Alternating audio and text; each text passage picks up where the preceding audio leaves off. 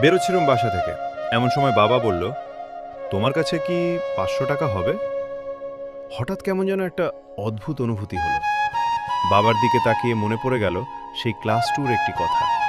বাবাকে বলেছিলাম, বাবা, 2 টাকা দিবা? কেন, কি করবে 2 টাকা দিয়ে?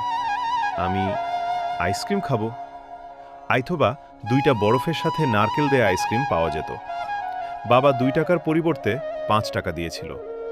বাবা মা আসলেই বড় অদ্ভুত ক্যারেক্টার। তারা সারা জীবন চেষ্টা করেছেন তাদের সর্বোচ্চটা আমাদের জন্য করার।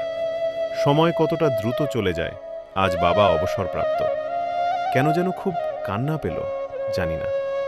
ওয়ালেট হাতড়ে 100 টাকা বাদে যা ছিল সবটা বাবাকে দিয়ে দিলাম। আরে পাগল, এত দিয়ে আমি কি করব?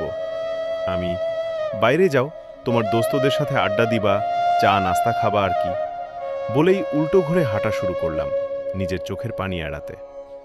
আপনজনের জন্য সময় মতো কিছু করতে না পারলে কিসের চাকুরি, কিসের ব্যবসা, এসব দিয়ে কি হবে, কিসের প্রাচুর্য? সবই তো ক্ষণস্থায়ী। আমি মনে করি আমার বলে কিছু নেই। সব সাময়িকভাবে আমাকে ব্যবহারের সুযোগ দিয়েছে মহান আল্লাহ তায়ালা। সব কিছুই ঠিকঠাক রয়ে যায়, থাকে না শুধু কলিজা ছেঁড়া মানুষগুলো।